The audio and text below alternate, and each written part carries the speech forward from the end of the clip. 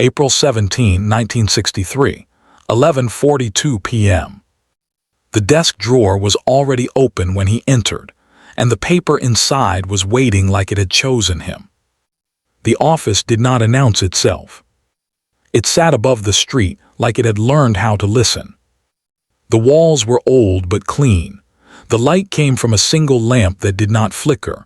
Outside, traffic passed without hurry, its sound pressed flat by thick glass. Inside, nothing rushed, nothing needed to. Bumpy Johnson sat behind the desk as if it had been waiting for him all along. Not leaning, not stiff, just present. His hands rested where they always did, palms down, fingers relaxed, as if the wood itself knew them. The drawer on the right side of the desk was closed. For now. The man from the city stood near the door longer than necessary. He had a thin coat and a folder tucked tight under his arm. He looked around, measuring the room the way men do when they believe space might betray intention. Bumpy did not help him. "You can sit," Bumpy said finally. The chair across from the desk was straight-backed and solid. It did not creak when the man sat down. That disappointed him, though he did not know why. He placed the folder on his lap instead of the desk, a small decision, a careful one. "I won't take much of your time," the man said. Bumpy nodded once. Time was not something he ever gave away. The man cleared his throat. "This is routine, a review, nothing formal." Bumpy looked at him without interest, not cold, just accurate. Routine men always said that. The man opened his folder and began speaking in the language he trusted most. Addresses, dates, line items, words that sounded official because they were meant to remove responsibility from the person saying them. Bumpy let him talk. Silence did not mean approval, it meant space, and space made people fill it with themselves. As the man spoke, Bumpy reached down and opened the drawer. Not all the way, just enough. Inside lay a single sheet of paper, typed, crisp, folded once clean down the middle, a receipt. Nothing dramatic about it. No stains, no handwriting, just numbers aligned properly and a header that looked like it belonged in any office in the city. Bumpy did not touch it. He closed the drawer again. The sound was soft, but it changed the room. The man noticed. His voice stumbled for half a second before recovering. "Yes, so this line here," he said, pointing at a page in his folder. "It doesn't match the earlier filing." Bumpy waited until the man finished the sentence. "Things change," Bumpy said. He did not explain what kind. The man nodded quickly. "Of course, that's what the paperwork is for."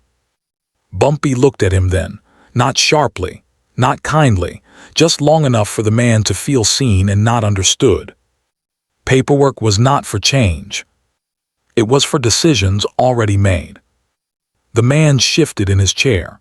He placed his folder on the desk now, aligning it carefully with the edge. Another small decision, another correction. Bumpy watched it happen. By morning, this would be done. The man did not know that yet, but his body already did. It leaned forward now, attentive, ready. He was inside the room fully. Bumpy reached for the drawer again. This time, he opened it all the way. The receipt waited where it had been placed, calm as everything else in the room. Bumpy slid it onto the desk and left it there. Not as an offer. Not as a threat. As a fact. The man stopped speaking. He stared at the paper without touching it, as if it might speak first. It didn't. Nothing in that office ever did. The man did not reach for the receipt. He stared at it as if reading were an act that could not be taken back. His fingers stayed on the edge of his folder, pressing down slightly, as though anchoring himself to procedure. Bumpy waited. Silence, when it is owned, becomes instruction. "That isn't listed in the packet I received," the man said. His voice was careful now, not defensive, not curious. Careful was better. Bumpy nodded once. It wouldn't be. The man swallowed. He looked at the header. Then the numbers, they were clean, too clean to argue with. They sat where numbers were supposed to sit. Nothing spilled. Nothing crowded the margins. "It looks complete," the man said, surprised by his own words. Bumpy did not respond. The man reached forward and lifted the receipt. He held it with 2 fingers like something that could smudge. He scanned it again, slower this time. There was no trick hiding in the ink, no mistake begging to be caught. That was the first problem. "Where did this originate?" the man asked. Bumpy leaned back slightly, not away, just enough to show the question had landed and stayed there. "It came through," Bumpy said. The man waited for more. When it didn't arrive, he nodded, as if that answer had been expected all along. He placed the receipt on top of his folder, not inside it, not yet. Another pause, another decision stretched thin. Outside, a horn sounded once and went quiet. The man exhaled. "If this is filed," he said, choosing each word, "it settles the discrepancy." Bumpy looked at the desk, at the receipt, then back at the man. "Then it settles it," he said. "No pressure, no push. Just permission." The man felt it. That was the part that stayed with him. He had expected resistance, bargaining, a warning. Instead, he had been handed responsibility like a coat already tailored to fit. He slid the receipt into his folder. The sound of paper meeting paper was final in a way he did not like. "I'll process this first thing," he said, "by morning." Bumpy nodded again. That was the internal deadline, now spoken aloud by someone else. Once named, it belonged to the room. The man stood. He hesitated, then offered his hand. Bumpy looked at it for a moment longer than necessary. Then he shook it, firm, brief, complete. No warmth, no rejection. At the door, the man stopped. "This won't cause any issues," he said. It was not a question. Bumpy met his eyes. It already didn't. The man left. The office returned to stillness without effort. Bumpy closed the drawer where the receipt had lived. The empty space inside it felt correct. He sat alone, listening to the city breathe. By morning, the paper would be where it belonged. And so would the weight that came with it. Morning did not arrive all at once. It crept in through windows and routines and habits that did not ask questions. The city building woke up the way it always did, lights buzzing on floor by floor, the smell of old paper warming as bodies filled the rooms. The man arrived early. He told himself it was efficiency. The truth was simpler. He had not slept well, and lying in bed had felt heavier than standing upright. He placed his coat on the back of his chair and sat without removing his folder. It rested on his desk like something borrowed. He did not open it right away. Across the room, a clerk laughed at something small. Someone poured coffee too fast and cursed it under their breath. The world was intact. That unsettled him. He opened the folder. The receipt sat where he had placed it, now mixed among forms and stamps and routing slips. It looked smaller here, less important. That was its strength. Important things attracted attention. This one did not want to be seen. He read it again. The numbers held. The formatting held. The date aligned cleanly with an entry already in the system. It did not argue with anything on record. It completed a shape that had been open just enough to notice. That was when he understood what the paper allowed. It allowed closure. He stood and walked to the filing counter, the receipt tucked inside the folder unseen. No one stopped him. No one needed to. He was not sneaking. He was performing a task that had been prepared for him. At the counter, he waited behind another man holding zoning requests. The delay felt longer than it was. He checked the clock.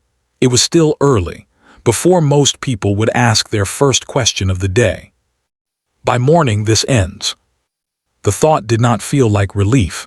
It felt like obligation. When it was his turn, he slid the folder across. The clerk flipped through pages without expression, hands moving on instinct. Stamps fell where stamps always fell. Ink pressed down, then lifted. "Anything else?" the clerk asked. The man shook his head. The folder came back lighter. He returned to his desk and sat. He did not look around. He did not look back at the counter. He placed the folder in his drawer and closed it with more force than necessary. The sound echoed in his chest.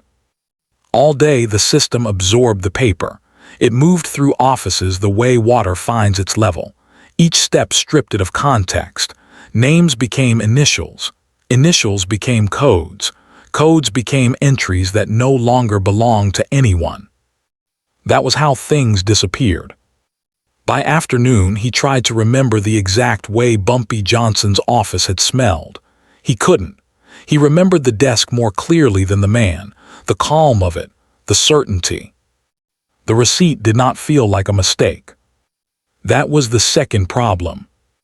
Near the end of the day, a supervisor paused at his desk. "That discrepancy from last quarter," she said. "It's resolved." "Yes," he replied. She nodded and moved on. No signature, no discussion. The system had accepted it. When he left the building, the light was already shifting. The city looked the same as it had the night before, but he walked slower now, as if the air had thickened. Somewhere across Harlem, a desk drawer sat empty. The space where the receipt had been was quiet. And the man understood without being told that quiet things lasted longer. The next morning arrived clean. No calls waited for him. No note sat on his chair. His name was spoken the way it always was, without wait, without pause. That should have been reassurance. Instead, it felt like confirmation. He sat at his desk and opened the drawer again. The folder was still there, thinner now, ordinary. He did not take it out. Across the room, files moved. Trays emptied and filled again. Paper crossed desks like it always had. The system did not hesitate. It never did. It accepted what fit and ignored what did not ask to be noticed. He told himself this was how order worked. Late in the morning, an auditor stopped by. Not for him, for the cabinet behind him. The auditor opened drawers, flipped through entries, nodded to herself. When she reached the relevant section, her hand paused for half a second. He felt it in his chest before she said anything. "This one's clean," she said, almost to herself. That was all. Clean meant finished. Clean meant closed. Clean meant no one would return to it unless forced. The auditor moved on. He did not follow her with his eyes. He kept them on his desk, on a coffee ring that had dried into the wood years ago. He traced its edge with his finger, slow, deliberate. He needed something solid to touch. By noon, the building felt warmer. Air thickened with bodies and time. He skipped lunch without noticing. Hunger felt distant, like something from another day. He thought of the office again, the way the chair had not creaked, the way silence had not asked permission. He realized then that he had not been convinced. He had been allowed. That difference stayed with him. In the afternoon, a call came from another department, a simple request, clarification on a matter unrelated. He answered without hesitation. His voice sounded normal. That surprised him. After the call, he sat back and waited for the feeling to change. It didn't. The weight had settled, not grown. By the end of the day, he understood something he had not before. Consequences did not always announce themselves. Sometimes they arranged the room so carefully that nothing seemed out of place afterward. He locked his drawer and stood. At home that night, he ate without tasting. He placed his keys on the same hook they had always hung from. He checked the lock twice, then a third time, annoyed with himself for doing so. Sleep came late. When it did, it brought no images, just the sense of being finished with something he could not name. The next week passed without interruption. Then the question started quietly. A missing signature here. An entry that no longer aligned there, nothing alarming, just enough to pull threads, just enough to notice absence. He answered what he could, he deferred what he couldn't. By the end of the month, his supervisor stopped using his name in conversation, not deliberately, just less often, as if it belonged to a smaller space now. One afternoon, he arrived to find his desk cleared. Not emptied, reassigned. His things sat in a box by the wall, pens, a framed photo, a mug with a chipped handle. No explanation waited. He stood there longer than necessary, holding the box, listening to the room continue without him. The system did not resist his removal. It had already adjusted. Later, when he walked past the building, he did not look up. Across Harlem, in an office that never changed its tone, Bumpy Johnson opened his desk drawer out of habit. The space inside remained empty. It stayed that way. And the man who had carried the paper understood, too late, that nothing had been taken from him. He had simply been placed where he belonged. The reassignment did not come with a meeting. It arrived the way small corrections always did, already decided, already logged. A new badge number, a temporary desk that did not face the windows, a supervisor who spoke politely and did not explain. The man accepted it without protest. Protest required belief that something had gone wrong. He no longer trusted that instinct. The new desk was narrower. The chair leaned slightly to the left. When he sat down, it made a sound, not loud, just enough to remind him that this place had not been chosen for him. It had been found. He placed the box beneath the desk and removed only what was necessary. A pen, a notepad, his ID. The mug stayed in the box, so did the photo. He did not decorate. That afternoon, he was given work that did not require decisions, transfers, verifications, cross-checks that ended where they began, the kind of tasks meant to occupy hands, not judgment. He completed them carefully. Careful was still a habit. At lunch, he stayed at his desk. He told himself it was to catch up. The truth was simpler. He did not want to be seen choosing a table. He did not want to test whether anyone would sit across from him. Across the room, conversations formed and dissolved. Names were spoken and repeated. None of them were his. He noticed, with a dull clarity, that he had become efficient in a way that did not leave a mark. That night he dreamed of drawers. Not the one at his new desk, another one, wider. He dreamed it opened smoothly and held nothing. He woke before understanding why that mattered. The following week, he was asked to train a junior clerk. The clerk was young and eager and careful in the way new people were. She took notes quickly and nodded often. She asked questions that had obvious answers because she wanted to be seen asking them. He showed her the system without commentary, where files went, how entries aligned, what to double-check, what not to touch unless told. "Why not?" she asked once. He paused. "Because some things are already finished," he said.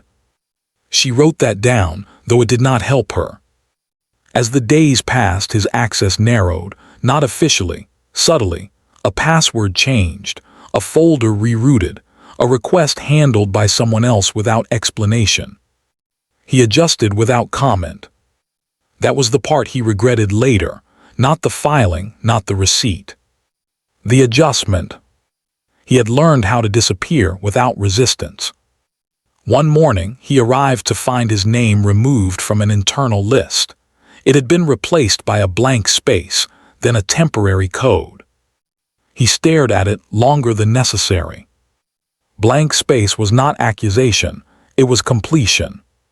He thought then of the receipt again, not its content, its placement, how it had been offered without urgency, how it had waited. He understood something he had avoided before. The paper had not implicated him. It had introduced him. Introduced him to the part of the system that did not need faces. That afternoon, a man from internal review stopped by. He asked neutral questions, dates, processes, who handled what, when. The man answered truthfully. Truth, he had learned, was safest when it did not include meaning. The reviewer nodded and left. No conclusion was offered, none was required. By evening, his access badge failed once before working again. A glitch, he was told. He believed it. At home, he opened his mail and found nothing unexpected. Bills, notices, advertisements, life continuing with its usual insistence.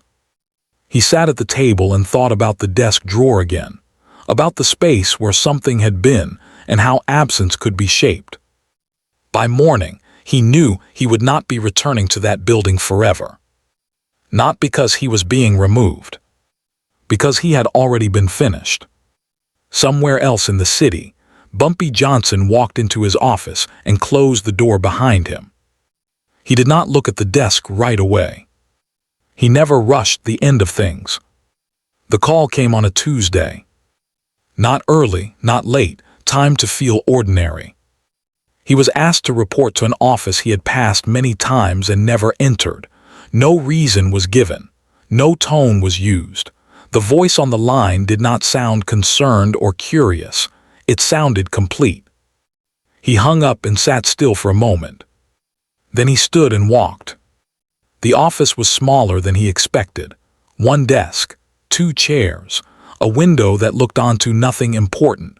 The man from internal review was already there, seated, hands folded, posture relaxed. "Sit," the man said. He did.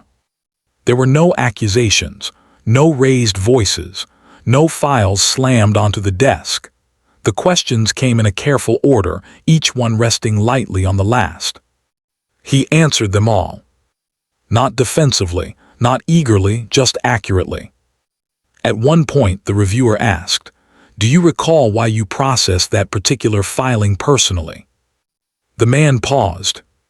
This was the question he had known would come. "It was part of my responsibility at the time," he said. The answer was true. It was also insufficient. The reviewer nodded and made a note. He did not look up when he said, "And you saw no issue with it?" "No," the man replied. That too was true. The meeting ended without a conclusion. He was told someone would follow up. He was thanked for his cooperation. When he returned to his desk, the temporary code on the list had been replaced with another name. Not his. He stood there longer than necessary, watching someone else settle into the rhythm he had once believed belonged to him. By the end of the week, his access badge stopped working entirely. This time, it was not a glitch. Human resources handled it efficiently. There was paperwork. There always was. A form to sign. A packet to review. A tone that suggested this was unfortunate but necessary. He signed where indicated. He asked no questions. On his last day, he cleared the box beneath his desk. The mug, the photo, the pens he no longer recognized as his. He left the notepad behind. It felt right to leave something unfinished. When he walked out of the building, no one stopped him. No one noticed. The doors closed with the same sound they always made. Outside, the city did not adjust. That night he sat alone and tried to explain what had happened to himself. Not in detail, just in shape. He could not find the beginning. The end had arrived too quietly. He thought again of the receipt. Not the numbers, not the header. The moment it had been placed on the desk. The way it had not demanded anything. He understood now that power had not been exercised against him. It had been demonstrated through him. He had been the final step, not the target. Weeks later, he passed the building once more and did look up this time. The windows reflected the sky without interruption. Inside, the system continued. Somewhere across Harlem, Bumpy Johnson opened his office door and sat behind his desk. The drawer remained empty. That was the proof. Not of removal. Of completion. The city did not mark his absence. Buses ran on time. Offices opened and closed. Men filled chairs that had never belonged to them in the first place. The building where he had worked adjusted the way buildings always did, by continuing. At first, he treated his days like a temporary pause. He woke early. He dressed as if expected. He kept his shoes polished. Habit tried to convince him that routine could call him back. It didn't. The calls never came. Weeks passed before he allowed himself to admit what had happened. Not that he had lost his job. That was easy. Jobs left people all the time. What unsettled him was that nothing had replaced it. No explanation followed. No warning reminded him to be careful next time. There was no next time. He walked Harlem more than he used to, not with purpose, with attention. He noticed things he had never needed to notice before. Storefronts that changed names without changing ownership. Men who stood in the same places each morning and never spoke. Power lived there too, it just didn't announce itself. One afternoon, he passed the building where Bumpy Johnson kept his office. He knew it without knowing how. There was nothing on the door that suggested importance. No sign, no guard. Just a quiet confidence in the way the street seemed to move around it instead of through it. He did not stop. He did not look up. That restraint felt learned. At home, he began sorting through his papers, old tax forms, letters, notes he had kept because throwing them away once felt irresponsible. He moved slowly, careful not to rush decisions he no longer needed to make. In the bottom of a drawer, he found a copy of a filing checklist, an old one, the kind used to train new clerks.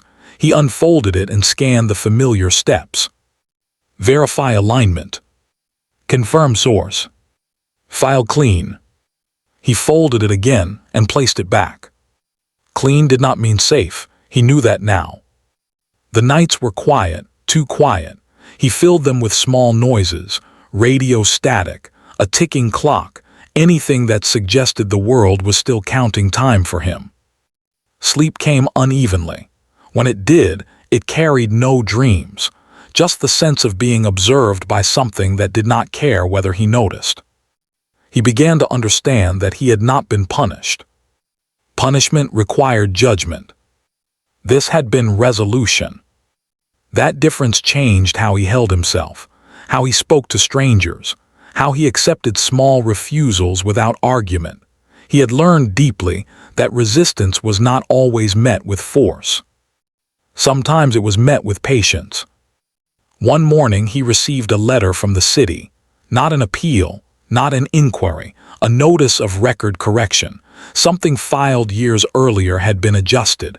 The language was neutral, the effect was permanent. He stared at the page for a long time. The correction did not mention him. That was the final confirmation. The system had not blamed him, it had finished with him. Across the city, Bumpy Johnson sat at his desk and reviewed numbers that did not matter. Men came and went. Conversations happened. Decisions were made without urgency. He did not think about the receipt anymore. That was the point. The object had done what it needed to do. It had passed through hands that understood procedure and settled where it belonged. The empty drawer remained. Absence, when intentional, did not need guarding. By nightfall, the man who had filed the paper accepted something he had avoided since the beginning. His role had never been central. It had been precise, chosen not for loyalty or intelligence but for reliability. He had been trusted to do exactly what he did. That trust was the judgment. He folded the letter and placed it in the drawer beside his bed. He did not lock it. He did not need to. Some consequences did not follow you. They stayed where they were placed. And waited. He stopped checking the mailbox every morning. That habit ended without decision. One day he realized his feet no longer turned toward the door at the sound of paper hitting metal. The absence of expectation felt heavier than disappointment ever had. He spent his time differently now, slowly, Not carefully. Carefully implied fear. This was something else. Acceptance without comfort. The drawer beside his bed became the only place he kept official things. The letter from the city stayed there, folded once, never reopened. He did not reread it. He did not need to. The words had already done their work. Sometimes, late at night, he imagined the receipt again.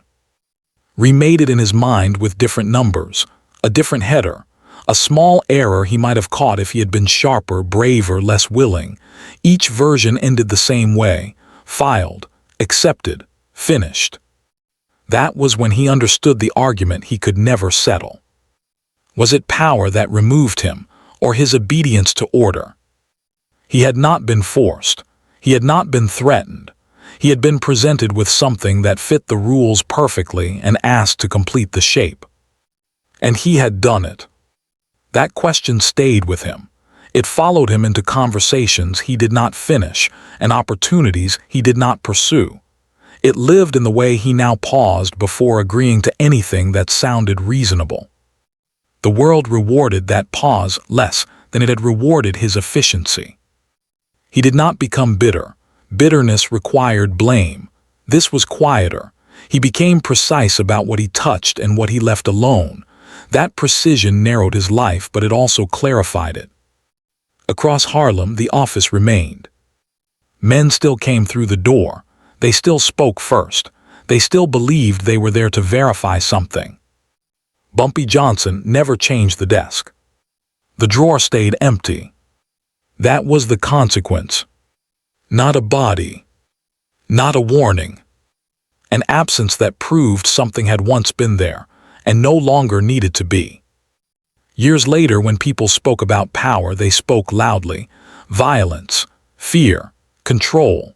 They did not speak about placement or timing or how a single piece of paper could move through a system and remove a man without anyone raising their voice. The man listened to those conversations and said nothing. Silence had taught him more than explanation ever could. And if someone asked him carefully what he would do differently, he never answered directly. He only asked them a question in return. If something clean and correct appears in front of you, do you ask who placed it there? Or do you file it and let the system decide who disappears?